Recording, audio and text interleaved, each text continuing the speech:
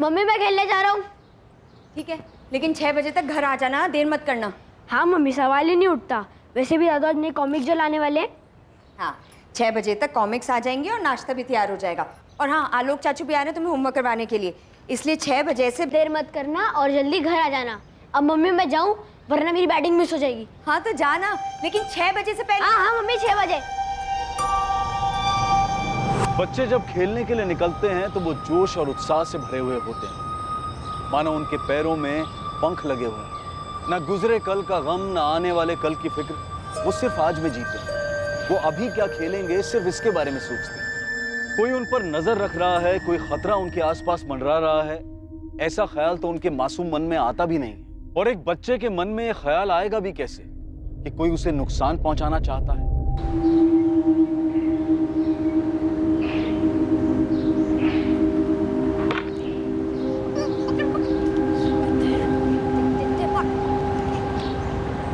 चल रवि, इस बार हम दोनों एक टीम में। नहीं यार गोलू, मुझे जाना है। अरे बाप रे, 6-15 हो गए। चल यार मैं चलता हूँ। अरे अभी शाम होने में टाइम है रवि, चल एक और एक मैच खेल लेते ना। हाँ यार, हम लोग रोज तो 7 बजे तक खेलते हैं। नहीं यार, आदमी को जाना है। मम्मी को बोल के थे 6 बजे तक आऊंगा, अभी 6-15 हो गए। चल यार मैं चलता हूँ। गोलू को मेरा बैट ले जाना। अपनी माँ से किए वादे के अनुसार रवि 6:15 बजे ही खेलना छोड़कर घर के लिए निकल गया था। खेल का मैदान रवि के घर से सिर्फ 10 मिनट की दूरी पर था, लेकिन 16 जून 2018 की उस शाम रवि घर पहुंचा ही नहीं। दादाजी आधा घंटा तो हो गया रवि को यहाँ से गए, और हमसे तो रवि ने ये कहा था कि घर जा रहा हूँ। क्यों पंकज? अब कह रहा था मम्मी ने 6 बजे तक आ जाने को कहा है। रवि अभी तक घर नहीं लौटा, कहाँ जा सकता है?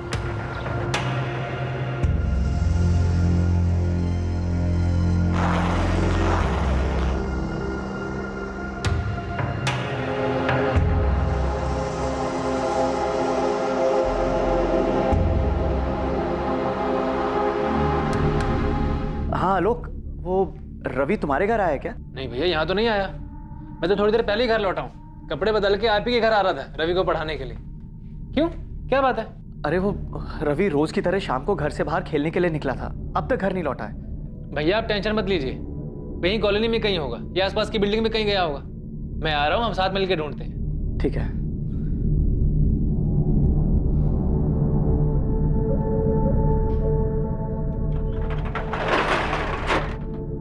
हाँ सागर भैया, हम निकल रहे हैं अभी। आसपास की सभी बिल्डिंगों में ढूंढेंगे। रवि बाबा जरूर अपनी धुनकी में किसी पड़ोस के घर में चले गए होंगे। हम ढूंढ के लेकर आते हैं आपके पास, आप परेशान मत होइए।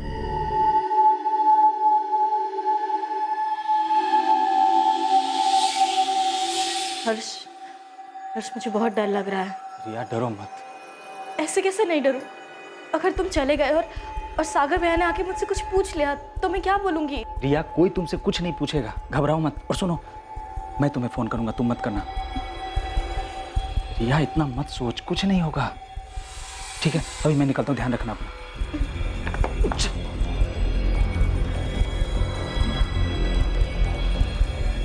मैं जा रहा हूँ। अरे रे, सुनिए, कहाँ जा रहे हैं आप? अरे तुमने सुना तो सही, वहाँ नीचे 202 में रवि मिल नहीं रहा है, जाके देखना तो चाहिए। सागर और विद्या बेचारे वहाँ पे। उन पे तरस खाने जाएंगे ना तो उल्टा वो हम पे बरसेंगे। रहने दीजिए आप। देखो सुमन, ऐसा कुछ नहीं होगा, बात को समझो। तुम्हारे बच्चा नहीं मिल रहा है उनका, मुसीबत में हो। मुसीबत में हम आ जाएंगे, सीधा शक हम पे जाएगा, आप कहीं जाने की जरूरत नहीं। सुमन। चाचा जी, भाभी, आप दोनों टेंशन मत लीजिए, रवि को हम ढूंढ निकालेंगे। सागर भैया, चल के मैदान के आसपास की बिल्डिंग्स में देखते हैं, रवि यही कहीं होगा। चलो।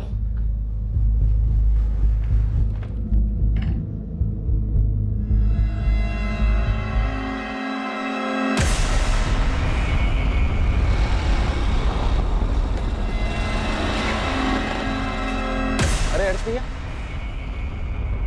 कहाँ जा रहे इतनी रात को? वो भी इतना बड़ा बैग लिए? अरे प्रशांत, वो अचानक ऑफिस से काम आ गया तो बाहर जा रहा हूँ। 2-3 दिन में आ जाऊंगा। आपने रवि को देखा क्या? रवि? नहीं, क्यों, क्या हुआ? मिल नहीं रहा है शाम से। मिल जाएगा, यहीं कहीं होगा, ढूंढ लेंगे हम लोग। चलिए।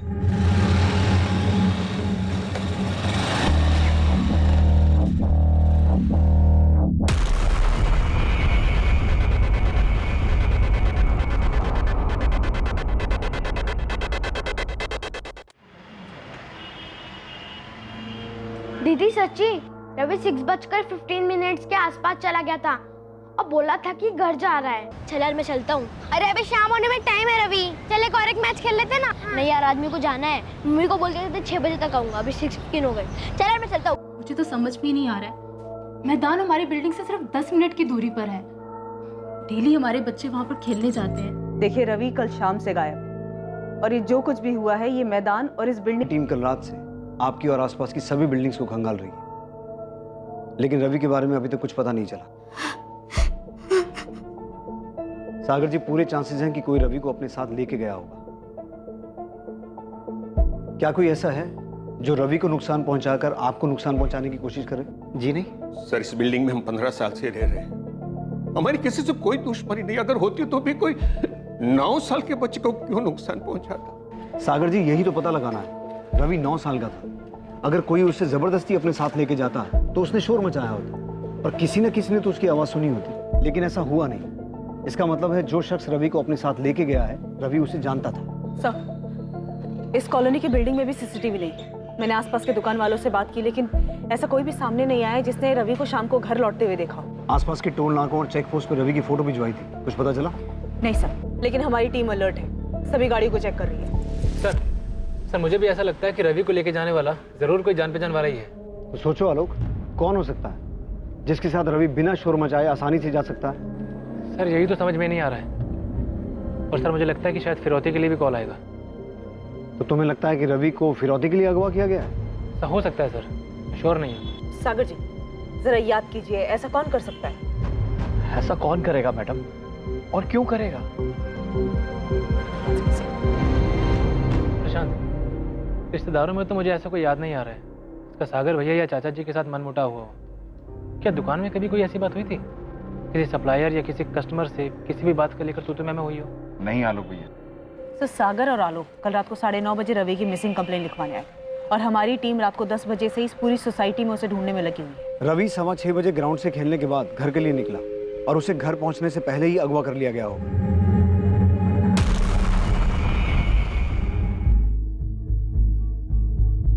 हमारी इन्वेस्टिगेशन 10 बजे शुरू हुई, यानी कि किडनैपर के पास 3.5 घंटे का टाइम था और अभी 12 घंटे बीत गए, लेकिन फिरौती का कोई कॉल नहीं आया।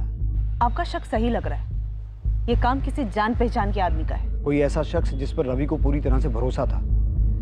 ये किडनैपिंग किसी निजी दुश्मनी का बदला निकालने के लिए की गई है। रवि के माँ बाप से संदिग्धों के नाम निकलवाने पड़ेंगे। रवि के परिवार की कभी ना कभी किसी के साथ कोई रंजिश जरूर रही होगी।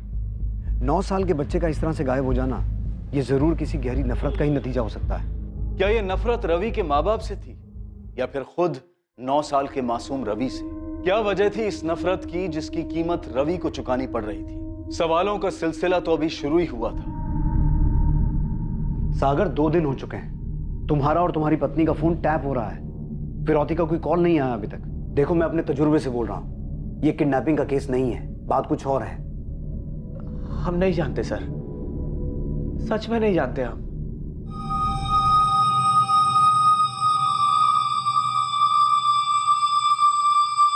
चाचा जी, मैं चलता हूँ, दुकान भी खोलनी है।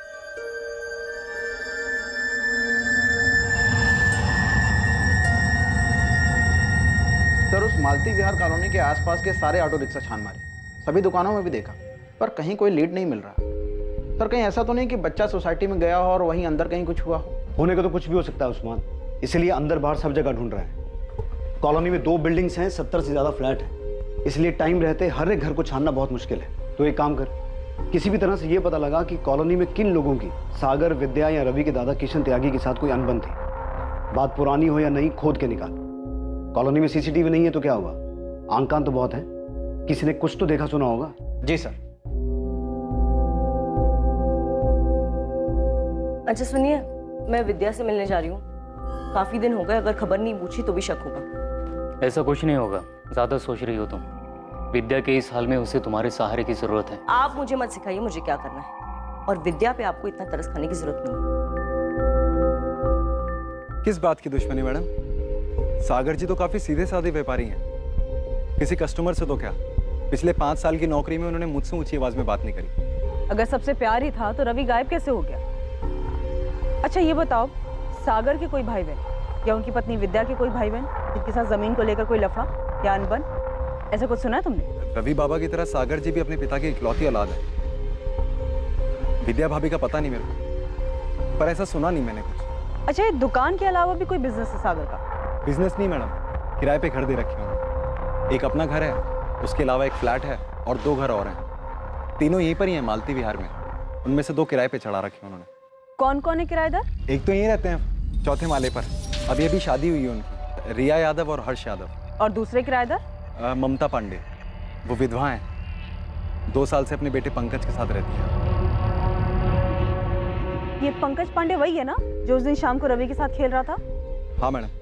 और वो तीसरा घर, वो खाली हो, किराए पे नहीं चढ़ा है? वो किराए पे नहीं है, वहाँ तो आलोक भैया रहते हैं। आलोक भैया सागर जी के दूर के रिश्तेदार हैं, चचेरे भाई हैं। वो उनसे किराया नहीं लेते, वो रवि को ट्यूशन भी पढ़ाते हैं और वो काफ़ी परेशान भी है रवि को लेकर। सर एक्चुअली आपको एक घर की तलाशी जरूर लेनी चाहिए, पता नहीं मेरे ध्यान से कैसे निकल गया। किसका घर? अरे मैडम, क्या कर रही हैं आप बिल्कुल सही नहीं कर रही हैं। सुमन शांत हो जाओ, ये लोग अपना काम कर रहे हैं। हाँ देख रही हूँ इनका काम, पूरी सोसाइटी के सामने हमें जलील कर रहे हैं ये लोग। कुछ नहीं मिला। नहीं मिला ना रवि, ना उसके कपड़े मिले, मतलब गलत थी ना आपकी खबर। अब बताइए किसने दिया था हमारा नाम? सुमन जी, नंदन जी, आप लोग को तकलीफ हुई उसके लिए हम सॉरी। नहीं नहीं, मैं जानती हूँ आपको मुझ पे शक क्यों हुआ है, क्योंकि मेरी औलाद नहीं है ना, मेरे बच्चे नहीं हो सकते, इसलिए आपको लगा कि ऐसा कुछ नहीं है। ऐसा ही है, जिस औरत के बच्चे नहीं होते वो दूसरों के बच्चे चुरा लेती है, ऐसा ही लगता है ना। सुमन जी, हमारे पास ठोस वजह थी, आपका और विद्या का झगड़ा हुआ था और आपने विद्या को धमकी भी दी। विद्या, तुझे कितनी बार बोला है कि सुबह के टाइम पे मोटर मत इस्तेमाल किया कर, सारा काम मेरे घर पे धरा का धरा रह जाता है, पानी नहीं भर पाया घर में। दीदी मैं कितनी बार कहूँ कि मैंने मोटर चालू नहीं की है, आज पानी जल्दी चला गया तो इसमें मैं क्या कर सकती हूँ? देख विद्या, झूठ मत बोल वरना देख लेना मैं क्या करूंगी। अरे सुमन छोड़ ना, क्यों जब देखो सबसे झगड़ा करती रहती है। अरे वाह विद्या, तूने तो सुधा को भी अपनी साइड में कर लिया, बड़ी चालाक निकली तू तो। दीदी मुझे आपसे बहस नहीं करनी है, आपके पास तो कोई काम है नहीं, तो आप फुर्सत में लड़ाई कर सकती है, पर मेरे पास बहुत काम है। मुझे रवि को स्कूल के लिए तैयार करना है, उसका नाश्ता बनाना है, तो आप प्लीज जाइए यहाँ से। एक सेकंड, मतलब कहना क्या चाहती है तू? हाँ, मेरी औलाद नहीं है इसलिए मैं झगड़ा कर रही हूँ? नहीं सुमन, विद्या ने ऐसा कुछ नहीं कहा है, तू चल। हाँ हो भी सकता है, शायद इसीलिए इतना गुस्सा भरा है आपके अंदर। बेटे की माँ होने का इतना घमंड मत कर विद्या, वरना किसी दिन ना तुझे बहुत पछताना पड़ेगा। हाँ मैंने ऐसा कहा था क्योंकि मैं गुस्से में थी, विद्या ने मुझे ताना मारा था और वो भी सुधा के सामने। मैडम वो बात उसी दिन खत्म हो गई थी, मामूली सा झगड़ा था वो। सर कोई मामूली झगड़ा नहीं था वो, जहाँ तक मुझे याद है विद्या भाभी उस झगड़े के बाद काफी दिनों तक परेशान रही थी। मम्मी मैं जा रहा हूँ। रवि, अरे मम्मी क्या कर रही हो, स्कूल के लिए लेट हो रहा, जाने दो, आलू चाचू आ गए। अच्छा लेट हो जाएगा। अभी चुप करके बैठ पहले। ये क्या कर रही हो मम्मी? कोई नहीं मैजिक ट्रिक सीखी जिससे मैं गायब हो जाऊंगा। ऐसा नहीं बोलते। रवि जल्दी कर, लेट हो रहे। चाचू बचा लो। रवि अभी क्या हुआ, नजर क्यों उतार रहे हमारे हीरो की? नहीं बस ऐसे ही, ताकि किसी की बुरी नजर ना लगे इसे। हमारे हीरो को किसकी नजर लगेगी? हा? मैं हूं ना इसके साथ, अब खाम का टेंशन ले रही है। Bye mummy. बाय।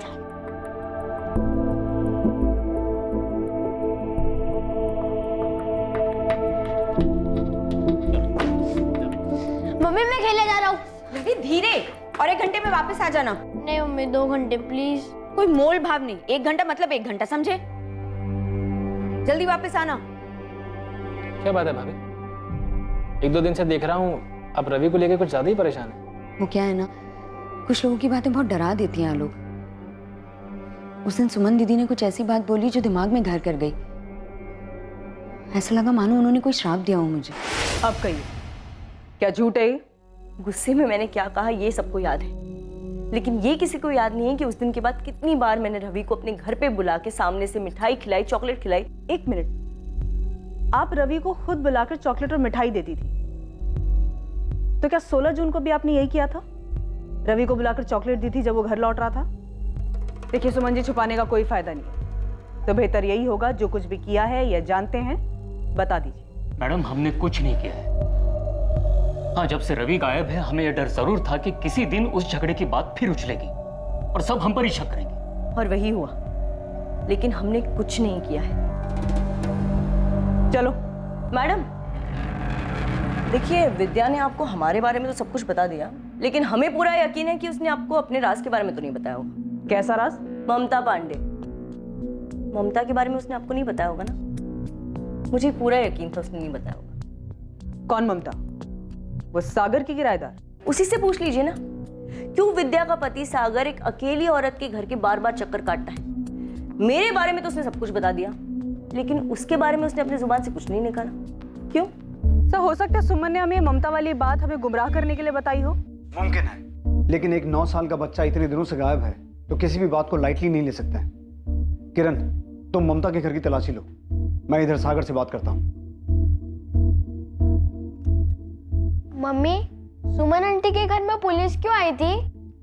क्या सुमन आंटी ने रवि को अपने घर में छुपाया है? तू कुछ भी बोल देता है। चल अपना होमवर्क कर। सुमन आंटी ने छुपाया।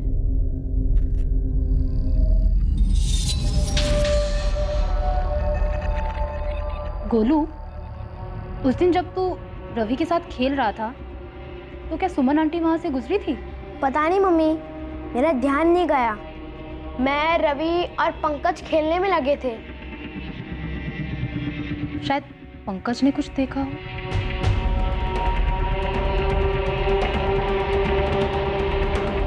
सागर, तुम्हारे और ममता के बीच क्या है?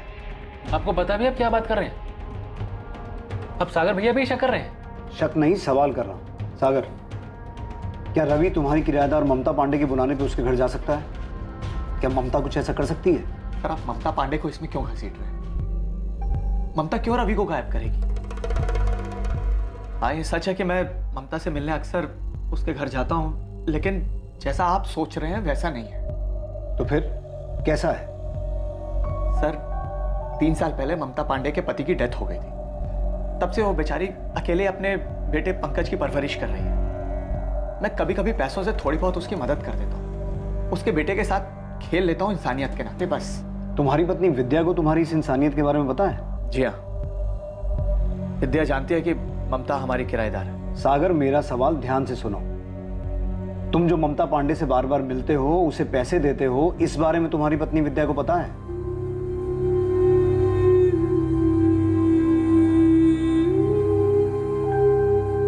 हाँ, सागर अक्सर मुझे पैसों से मदद किया करते थे और ये बात उसने अपनी पत्नी विद्या से छुपाई भी थी। क्यों छुपाई? मैंने भी यही पूछा था सागर से और उसे मना भी किया था कि वो ऐसा ना करे, क्योंकि हम कोई गलत काम तो कर नहीं रहे थे। लेकिन उसका कहना था कि अगर ये बात वो विद्या को बताएगा भी तो वो नहीं समझेगी। पर फिर एक दिन विद्या को सब कुछ पता चल गया। आखिरी बार पूछ रही हूँ सागर, जब घर से गए थे तब तुम्हारे पर्स में 5,000 रुपए थे और अब सिर्फ 1,000 रुपए बचे। 4,000 कहाँ गए? तो मैं बताया तो था कि एक दुकान के सामान की पेमेंट करनी थी, इसलिए। झूठ मत बोलो सागर, तुम ये पैसे ममता को दे रहे हो ना? मैं सब समझती हूँ, बेवकूफ नहीं हूँ। देखो, जैसा तुम समझ रहे हो ना वैसा कुछ नहीं, विश्वास करो मेरा। मैं सिर्फ उसकी थोड़ी सी हेल्प कर देता हूँ क्योंकि एक छोटे बच्चे की जिम्मेदारी है उसकी। तुम पे भी अपने बच्चे की जिम्मेदारी है सागर, और बेहतर यही होगा कि ममता के बच्चे की फिक्र करने की बजाय तुम अपने बच्चे की फिक्र करो। और इसके बावजूद तुम ममता से मिलते रहे, लेकिन तुम्हारा कोई अफेयर नहीं है, राइट? जी नहीं, हम दोनों को अपनी जिम्मेदारी का एहसास है, लेकिन आपको नहीं है। तभी तो हमारे बेटे रवि को ढूंढने की बजाय ऐसी मनगढ़ंत बातों को पकड़ के बैठ गए हैं। अब ये बातें विद्या से मत पूछेगा, वैसे उसकी हालत बुरी है। उससे भी बुरी हालत में तुम्हारा बेटा रवि हो सकता है सागर, लेकिन तुम फिर भी हमसे सच्चाई छुपा रहे हो। मैं आपसे कोई सच्चाई नहीं छुपा रहा हूं। ठीक है, ये बताओ कि ममता का बेटा पंकज और रवि दोस्त है ना? तो रवि कभी कभी जाता था ममता के घर? हाँ, पंकज के साथ 1-2 बार रवि घर आया था खेलने के लिए। क्या 16 जून को भी रवि आया था? मैं आपसे कह रहा हूं, ममता रवि के साथ कुछ गलत नहीं कर सकती। वो खुद एक माँ है, रवि की उम्र का तो खुद का बच्चा है उसका। और रवि ही एक अड़चन था तुम दोनों के रिश्ते में। ममता शायद जानती थी कि तुम विद्या को तो छोड़ सकते हो लेकिन रवि को नहीं, इसलिए शायद ममता ने। सर, आप रवि को ढूंढिए, और अगर ममता को गिरफ्तार करने से रवि मिल जाता है तो ऐसा ही कीजिए। इस वक्त मुझे मेरा बेटा रवि चाहिए, बस।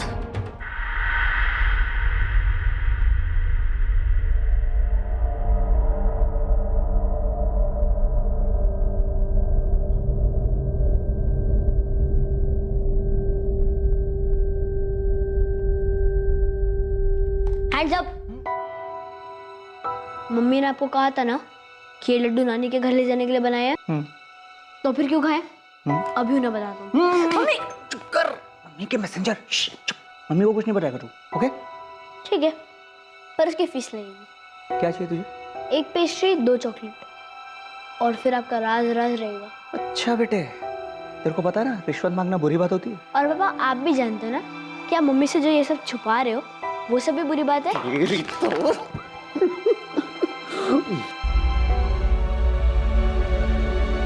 आलोक भाई, अब तो ही कुछ करना। ये लोग तो रवि को ढूंढने के बजाय पता नहीं क्या क्या वाहियात बातें कर रहे हैं। सागर भैया आप फिक्र मत कीजिए, मैं इसी काम में लगा हुआ हूँ। सुमन और नंदन पर भी मेरी नजर है। आप बस भाभी और चाचा जी का ध्यान रखिए। रवि को मैं हर हाल में ढूंढ निकालूंगा।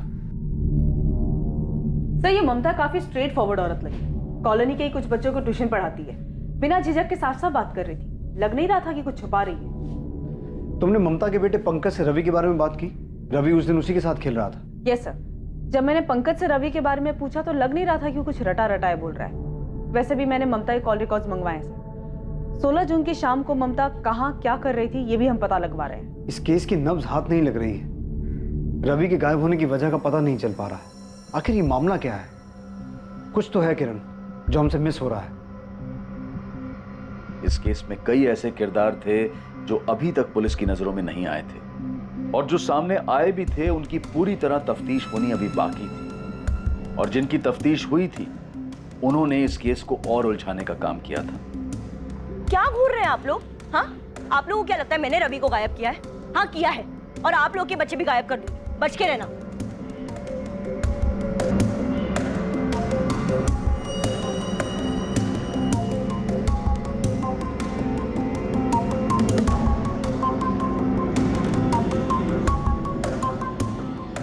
रवि के गायब होने से पूरे इलाके में डर का माहौल था, लेकिन सबसे बड़ी मुश्किल की घड़ी रवि के परिवार वालों के लिए थी। रवि की गैर मौजूदगी ने उनकी जिंदगी वीरान कर दी थी।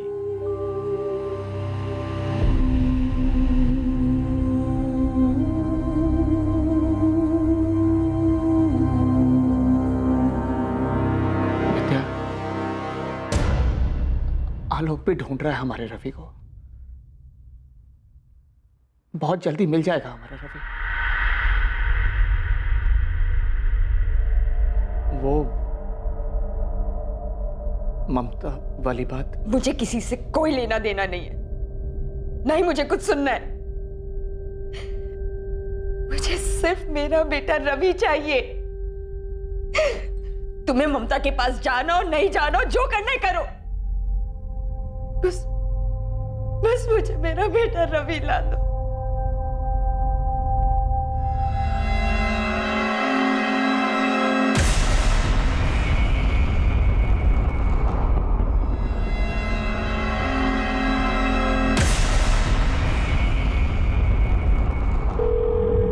हाँ रिया, मैं बोल रहा हूँ, सब ठीक है वहाँ? हाँ फिलहाल सब ठीक है। किसी ने मेरे बारे में पूछा? नहीं, अब तक तो नहीं। अच्छा है, सबका ध्यान रवि को ढूंढने में, हम पे नहीं। लेकिन पुलिस हर घर में पूछताछ कर रही है। करने दो, हमारे घर आएगी तो कुछ नहीं मिलेगा उन्हें। बस तुम सोच समझ के जवाब देना। हर्ष, मुझे अब कितने दिन यहाँ रहना होगा? बस कुछ दिनों की बात है रिया, मैंने सारी तैयारी कर ली है, सब कुछ प्लान के हिसाब से चल रहा है। ठीक है।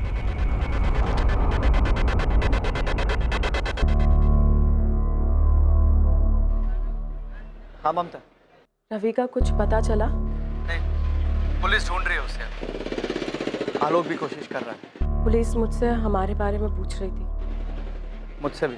सागर, मैं जानती हूँ तुम इस वक्त बहुत परेशान हो, लेकिन तुम हिम्मत मत हारना।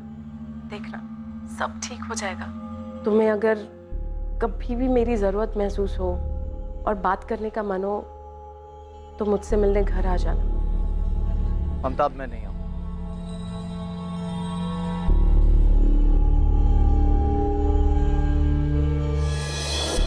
मैम, अगर सुमन और नंदन के 1 महीने के कॉल रिकॉर्ड्स में कुछ नहीं निकला है तो आप उनके 3 महीने के कॉल रिकॉर्ड्स निकलवाइए। और क्या आपने उनकी लोकेशन डिटेल्स चेक की? करेंगे, सब करेंगे, और कॉल रिकॉर्ड्स भी निकलवाएंगे। नंदन, सुमन, ममता और तुम्हारे भी। मैं समझता हूँ मैम कि आपको मेरे इस केस में इंटरफेयर करना बिल्कुल पसंद नहीं, और आप ही बताइए मैं कैसे ना करूँ इंटरफेयर। रवि जब से पैदा हुआ है मैंने उसे अपनी गोद में खिलाया मैम।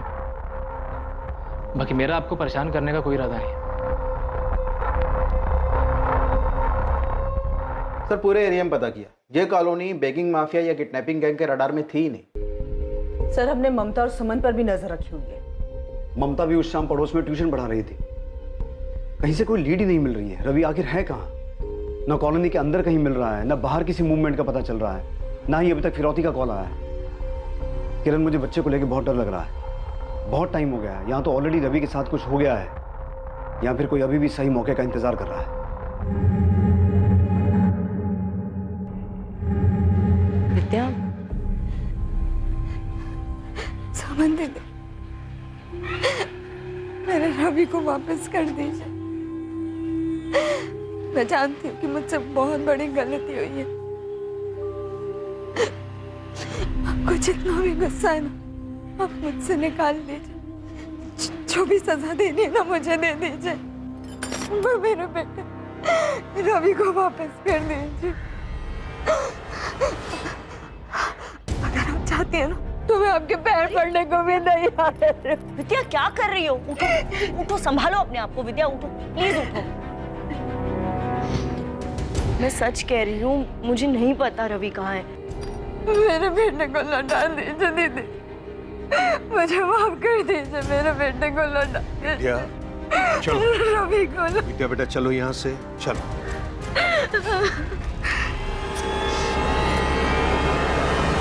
सर, रवि जिस मैदान में खेल रहा था, उस मैदान के आसपास 3 बिल्डिंग में मैंने तलाशी ली। ये प्रोसीजर काफी लंबा है सर, और कॉलोनी के काफी लोग नाराज भी हो रहे हैं। लेकिन हमारे पास इसके अलावा कोई ऑप्शन नहीं है। तो वो सागर का कजन ब्रदर, वो दोबारा आया था। सर, सागर से ज्यादा तो आलोक उतावला रहता है, अपने आइडियाज देता रहता है अलग से। मुझे आलोक पे भी शक होता है। आलोक की बैकग्राउंड डिटेल सामने आई? से इन्फॉर्मर्स लगे हुए हैं। फिलहाल इतना पता चल पाया है कि सागर का चचेरा भाई है आलोक, रवि को ट्यूशन पढ़ाता था। और सर, डायरेक्टली पूछना बनता नहीं है, क्योंकि अगर उसकी इसमें इन्वॉल्वमेंट है तो वो अलर्ट हो जाएगा। काफी स्मार्ट बनता है सर। सागर और विद्या से जुड़े हर इंसान पर फिर से स्पॉट डालो, शुरू से। ना तो किडनैपिंग सामने आ रही है, ना ही किसी दुश्मनी के बारे में पता चल रहा है। आखिर रवि के गायब होने के पीछे का मकसद क्या हो सकता है?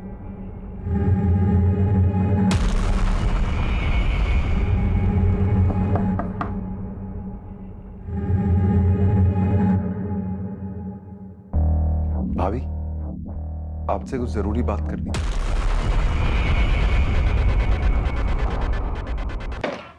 सर, 1 हफ्ते के ऊपर हो गया है। आप लोग मेरे बेटे रवि को ढूंढने के बजाय यहाँ पर बैठकर हमारे कॉल रिकॉर्ड छान रहे हैं। सागर, हम पूरी कोशिश कर रहे हैं, लेकिन इस बारे में हमें कुछ इन्फॉर्मेशन तुमसे भी चाहिए। ठीक है इंस्पेक्टर, मैं अब फाइनली आपको बता ही देता हूँ। और बताना क्या है, आपको ले चल के दिखा देता हूँ ना वो जगह जहां पर मेरे बेटे रवि को अगवा करके रखा गया था। जहां रवि को अगवा करके रखा गया था? चौंक गए ना आप लोग? मैं अच्छी तरह समझ चुका हूं कि आप लोग दरअसल मेरे बेटे रवि को ढूंढने में खास मेहनत करना ही नहीं चाहते। अरे आप लोगों से ज्यादा तो मेरा चचेरा भाई आलोक उसके बारे में खबर जुटा रहा है। आलोक? हाँ, आलोक। वो ही ले गया था मुझे उस जगह पर जहां पर मेरे बेटे रवि को अगवा करके रखा गया था।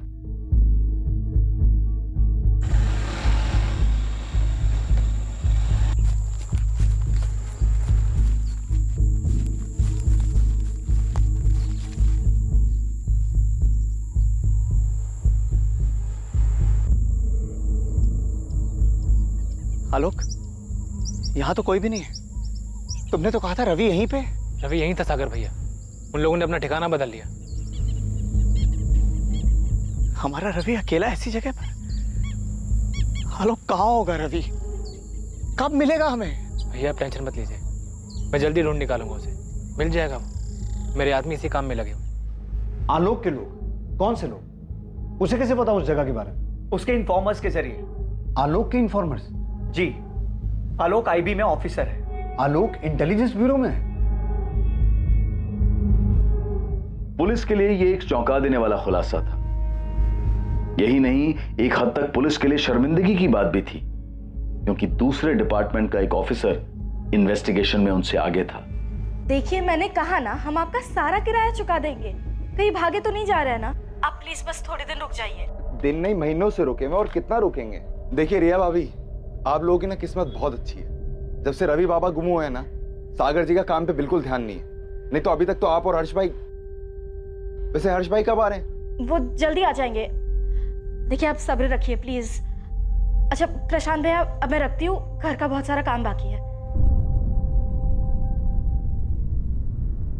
आई एम सॉरी सर, मैंने आपसे अपनी आइडेंटिटी छुपाई। पर आप समझ सकते हैं, हमारी लाइन के काम में कुछ बातें कॉन्फिडेंशियल रखनी पड़ती हैं। लेकिन आलोक, तुम्हें उस जगह के बारे में कैसे पता चला जहां रवि को अगवा करके रखा गया था? I am sorry sir, actually ऐसी कोई जगह है ही नहीं। मतलब? सर ये सच है कि मेरे आईबी डिपार्टमेंट के खबरी इस केस में लगे हुए हैं, पर ये किडनैपिंग की जगह मैंने सागर भैया को तसल्ली देने के लिए क्रिएट की थी। मैं कुछ समझा नहीं। सर सागर भैया हिम्मत हार चुके थे, उन्हें लग रहा था कि रवि जिंदा ही नहीं है। वो टूट जाते तो भाभी और चाचा जी का क्या होता। उनकी उम्मीद को जिंदा रखने के लिए मैंने ऐसा किया सर। लेकिन आलोक इससे एक मिनट सर। ठीक है सर। हाँ बोलो, पक्की बात है? ठीक है, बाद में बात करता हूँ। सर मेरे डिपार्टमेंट के खबरी ने अभी अभी एक बहुत तगड़ी लीड दी है। पहले मुझे लग रहा था कि ये काम किसी करीब के आदमी का है, पर ऐसा है नहीं। बात कुछ और ही है। साफ साफ बोलो आलोक, लीड क्या है? नरबली कोई लड़का है तो फ्लैश डेट का चांस ही नहीं। और बैगिंग माफिया को मैं अच्छे से स्कैन कर चुका हूँ, और आप लोग भी। सिर्फ यही एक एंगल है जो हमने टच नहीं किया। सर मेरे खबरी का कहना है कि मालती विहार कॉलोनी के कुछ परिवार हैं जो बलि में विश्वास करते हैं। कौन? नाम नहीं पता सर। ये खबर मेरे खबरी के पास बहुत घूम घूम कर आई, लेकिन अपने तजुर्बे से इतना ज़रूर कह सकता हूँ कि इतने सालों में इस खबरी की कोई भी खबर गलत साबित नहीं हुई है। नरबली?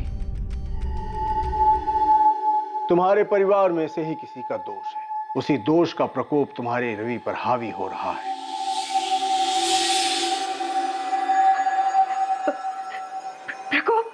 प्रकोप बाबा, मतलब बाबा मेरा बेटा ठीक तो है ना बाबा?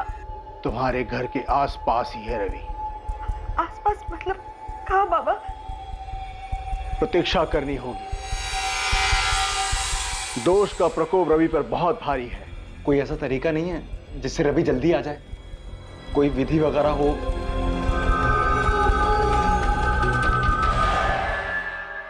नरबली? ये टिप किसने दी मैडम? तूने नहीं, तेरा काम था। तुझसे ज्यादा वो आईबी वाले की खबरी इन्फॉर्मेशन ला रहे हैं। सॉरी मैडम, पर कसम से मैंने अपने काम में कोई ढील नहीं की है। वैसे ये नरबली वाली खबर सच तो है ना? उस्मान, तू अपना काम कर, समझा? दूसरे काम में नुस्ख मत निकाल। देख तू अपने लेवल पे पता कर कि कॉलोनी में ऐसे कौन कौन से लोग हैं जो नरबली में विश्वास रखते हैं। जी।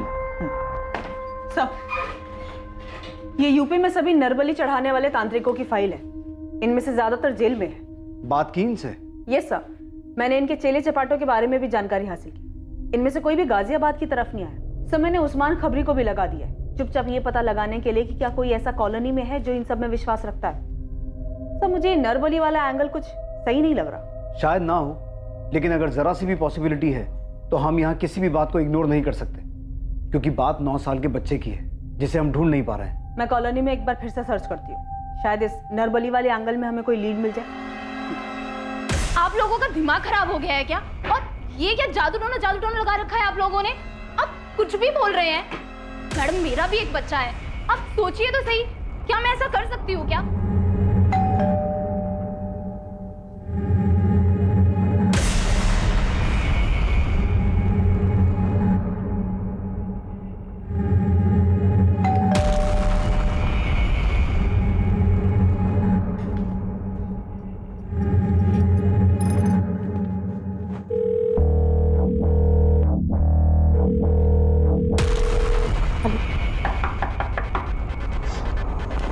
जी क्या हुआ?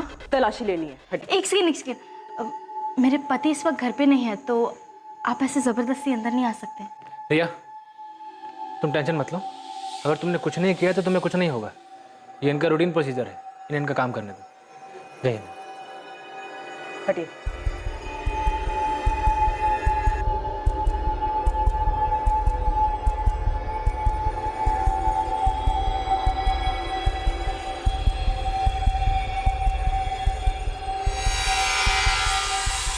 मैम, यहाँ पे कुछ नहीं मिला।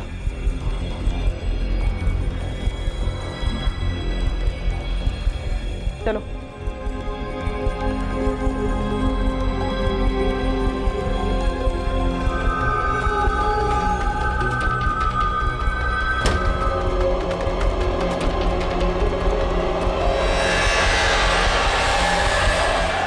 ये क्या कर रहे हैं आप लोग? हाँ, क्या कर रहे हैं आप लोग? आप लोगों को लगता है कि मैं खुद अपने बेटे को कुछ भी करने जा रहे, कुछ भी बोलने जा रहे, और वो मेरा बेटा है। माँ उसकी मैं कैसे। हाँ उस्मान बोल।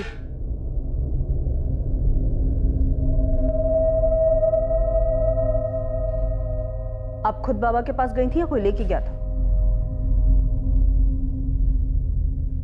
हाँ सर सच है ये। मैं ले गया था विद्या भाभी को बाबा जी के पास, क्योंकि परेशान थी हूँ बहुत ज्यादा। काला जादू और बलि चढ़ाकर तेरे बाबा परेशानी दूर करते हैं? ये क्या कह रहे हैं आप? मैं बाबा जी में विश्वास रखता हूँ, लेकिन ये काला जादू और बलि वली से मेरा कोई लेन देन नहीं है। मैं तो इसलिए ले गया था विद्या भाभी को ताकि उनको मन की शांति मिले। लेकिन अगर तू अपनी शांति चाहता है तो सच बोल, वरना ये डंडा बोलेगा। हर्ष, पुलिस ने प्रशांत भैया को पकड़ लिया है। रिया वो सब छोड़ो, तो आज के आज निकलो वहां से, और जो भी पहली ट्रेन मिले पकड़ के कानपुर आ जाओ। ठीक है। सर ये किस गुनाह की सजा दे रहे हैं सर आपने? मैं सच में सागर भैया और भाभी का भला चाहता हूं मैं, ताकि उनको तसल्ली मिले। लेकिन तेरे जवाब से हमें तसल्ली नहीं मिली। सर ये क्या कह रहे हैं सर आप? मैं सच में उस दिन रवि को ढूंढ रहा था, पैंतरा नहीं है ये कोई। सर मुझे कुछ याद आ रहा है सर। अरे हर्ष भैया, कहाँ जा रहे इतनी रात को, वो भी इतना बड़ा बैग लिए? अचानक ऑफिस से एक काम आ गया तो बाहर जा रहा हूँ। ये हर्ष को, रिया का हस्बैंड, सागर का किराएदार, उसी की बात कर रहा है तू? हाँ सर, वही तो चौथे माले पे रहते। अच्छा, अभी तक तो कुछ याद नहीं था, 4 डंडे पड़े तो सब याद आ गया? नहीं सर ऐसा कुछ नहीं है सर। मेरे को याद आ रहा है कि हर्ष भाई के पास एक बड़ा सा बैग था, वो उसे लेके जा रहे थे रात को। घबराए हुए भी थे, ऐसा लग रहा था कि कहीं भाग रहे हो। और हर्ष भाई अभी तक वापस भी नहीं आए हैं कॉलोनी में।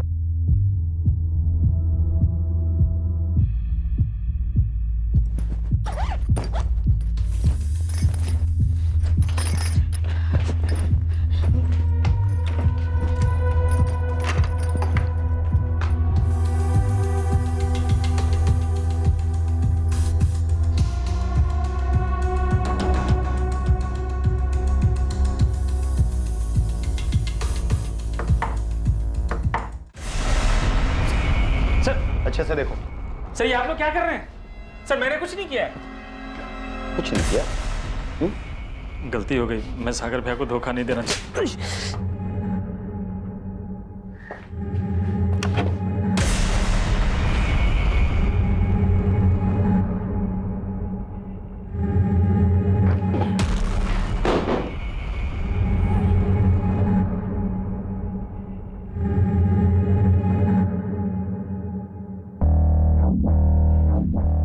रवि कहाँ है?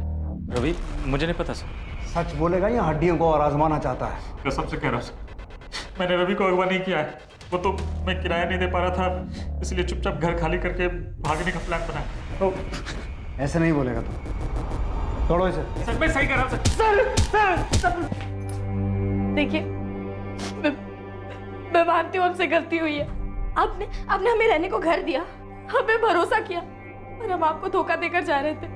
सागर भैया, विद्या भाभी, मैं कह रही हूँ हर्ष ने रवि को कुछ नहीं किया है। भाभी प्लीज प्लीज आप पुलिस को बोल दीजिए कि वो हर्ष को छोड़ दे प्लीज। सर कुछ मिला आपको हर्ष के इंटरोगेशन से? नहीं आलोक, हर्ष के कॉल रिकॉर्ड्स और लोकेशन डिटेल्स भी स्कैन किए, और कानपुर जिस जगह वो नई नौकरी के लिए गया था वहाँ उसके कलीग से भी बात की। और 16 जून को गाजियाबाद से हर्ष ने जो ट्रेन पकड़ी थी कानपुर के लिए, वहाँ के भी कुछ आई विटनेस ने कहा है कि उन्होंने हर्ष के साथ कोई बच्चा नहीं देखा।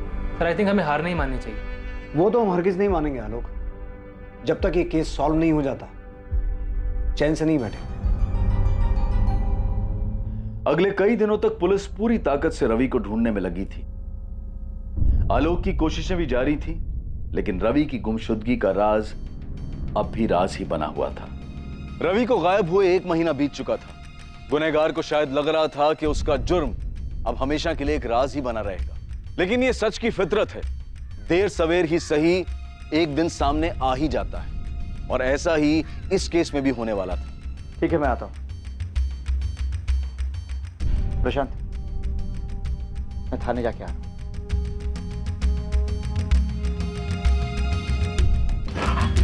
सर आओ आलोक। सर आपने इतना अर्जेंटली बुलवाया, कुछ पता चला क्या रवि के बारे में? हाँ, कुछ क्लूज मिले हैं तुम्हारे उस नरबली के एंगल से जुड़े हुए, इसीलिए हमें तुम्हारे उस आईबी के इन्फॉर्मर से बात करनी है। सर एक्चुअली खबरी आईबी डिपार्टमेंट से कनेक्टेड है, तो उनके बारे में आपको जानकारी नहीं दे पाऊंगा।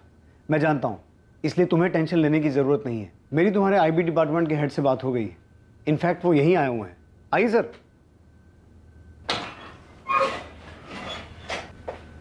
ये हैं तुम्हारे आईबी डिपार्टमेंट के हेड मिस्टर कैलाश चौहान। कैसे आलोक? Fine sir. इन्होंने परमिशन दे दी है। हाँ आलोक, बता दो अपना सोर्स, कौन है तुम्हारा खबरी? सॉरी सर, मैं आपकी बात रिस्पेक्ट करता हूँ, लेकिन वो खबरी जो है सर, वो सर ये आईबी डिपार्टमेंट के हेड नहीं, हमारा कांस्टेबल है विलास रावत। तेरा खेल खत्म हो गया आलोक, तू कोई आईबी ऑफिसर नहीं है। यही सोच रहा है ना कि तेरी असलियत हमें कैसे पता चली? तेरे ही बड़बोलेपन ने तुझे फंसा दिया। बोल उस्मान, क्या खबर सुनानी है? मैडम, कब से मुझे ये बात खटक रही थी कि जो खबर हम लोग नहीं खोद पाए, इस आईबी के खबरी ने कैसे खोद निकाली। तो सोचा क्यों ना मिलकर देखा जाए, ऐसी क्या खास बात है इस आईबी के खबरी में। तो मैंने अपने पंटर सुलेमान को बोला, वो भी आईबी के कुछ अफसरों के लिए काम करता है, तो उसने मिलवाया मुझे। कहाँ है मिलवा? ये देखिए मेरे बाजू में, आपके उस आईबी के आलोक का खबरी। क्या बक रहा उस्मान?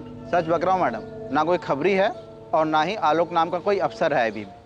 रवि मेरा एक राज जान गया था, इसलिए मुझे ऐसा करना पड़ा। रवि, चल घर चल, एक मस्त चीज दिखाता हूँ तुझे, चल। नहीं चाचू, मुझे घर जाना है, वो दादू ने कॉमिक लेके आए होंगे। अरे चल ना, 2 मिनट की बात है, फिर मैं चलता हूँ ना तेरे साथ घर।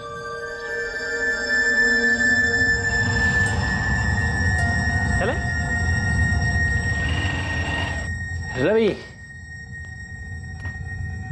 बेटा, आपने जो उस दिन देखा था, उस बारे में आपने किसी को बताया तो नहीं ना? शाबाश। आप एक वादा करेंगे कि वो राज हमेशा आपके और मेरे बीच रहेगा? प्रॉमिस? कौन सा राज? क्या जान गया था?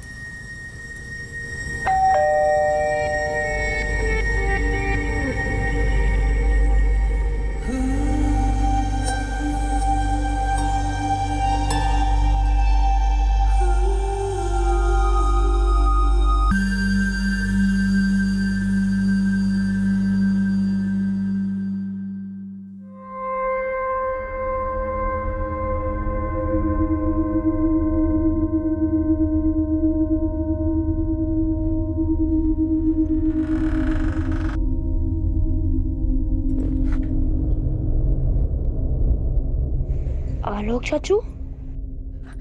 रवि, तुम अंदर कैसे आ गए?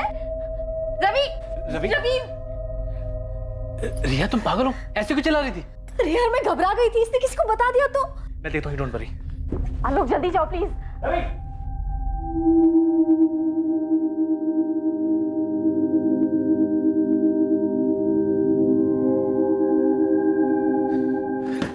मिला रवि, मिला? तुमने समझा दिया उसे? नहीं मिला, पता नहीं कहाँ चला गया। नहीं मिला मतलब? अरे तुम्हें समझ आ रहा है आलोक, यहाँ क्या हुआ है? रवि ने देख लिया हमें। तुमने दरवाजा कैसे खुला छोड़ दिया? अंदर कैसे आ गया वो सबको बता देगा, देख रहा है। रिया कुछ नहीं होगा, कुछ नहीं होगा, मैं समझा दूंगा उसे, टेंशन मत। आलोक निकलो तुम, अब हम मिल नहीं सकते, तुम निकलो यहाँ से, हमें खत्म करना होगा। ये क्या बोले जा रही तुम? आलोक निकलो यहाँ से, बस हो गया। सर मुझे लगा रिया घबरा गई है, इसलिए ऐसा बोल रही है। उस वक्त मैं वहां से चला गया और जब रवि मुझे मिला, मैंने उसे सब समझा दिया। वो बोला कि मेरा राज राज रखेगा। उसके बाद जब भी मैं उसे पढ़ाने जाता या उसको कहीं भी देखता था, उसकी चुप्पी मुझे डराती थी। और रिया तो मुझसे भी ज्यादा डरी हुई थी, मुझे मिलने तक को मना कर दिया था उसने। आलोक देखो, मैंने कह दिया ना, मैं नहीं मिलूंगी, मतलब मैं नहीं मिलूंगी। देखो जो हो गया सो हो गया, पर मैं और रिस्क नहीं ले सकती। देखो आलोक, मेरा पति हर्ष ना बहुत बोला है, मुझे कभी किसी चीज के लिए नहीं टोकता, लेकिन अगर ये चीज उसे पता चल गई ना, वो बर्दाश्त नहीं कर पाएगा। या तो वो मुझे मार देगा या छोड़ देगा। नहीं रिया, ऐसा कुछ भी नहीं होगा, तुम बेकार में डर रही हो। अगर रवि ने तुम्हारे भैया को ये बात बता दी तो क्या होगा? नहीं बताएगा वो, मैंने समझा दिया उसे। आलोक, रवि अभी बच्चा है और तुम श्योर हो कि वो कभी भी किसी को कुछ भी नहीं बताएगा? कभी नहीं। रिया की बात बिल्कुल सही थी, रिस्क तो था, रवि कभी भी मुंह खोल सकता था। तो मैंने सोचा इसका परमानेंट सॉल्यूशन निकालना पड़ेगा। आप मुझसे एक वादा करेंगे कि वो राज हमेशा आपके और मेरे बीच रहे? हाँ? प्रॉमिस? मैं जाऊं? हाँ बेटा जाओ।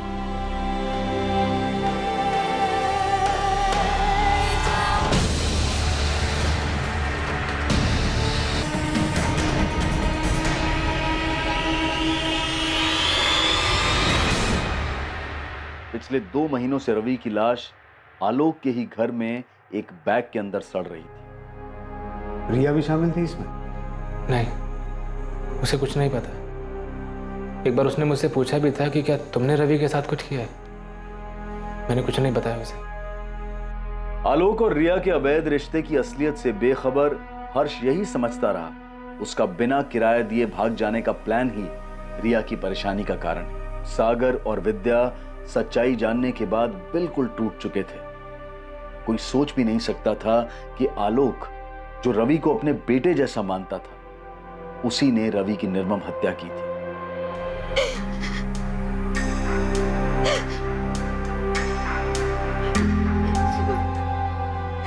दीदी, मेरा रवि, मेरा रवि।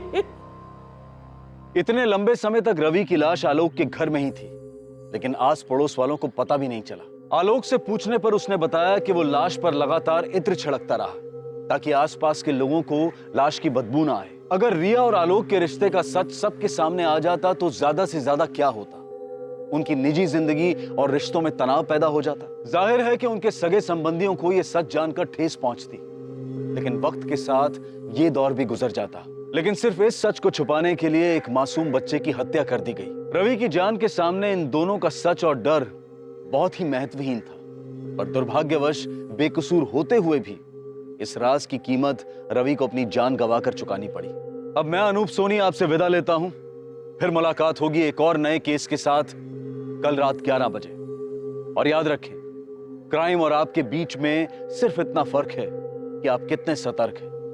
सतर्क रहें, सुरक्षित रहें।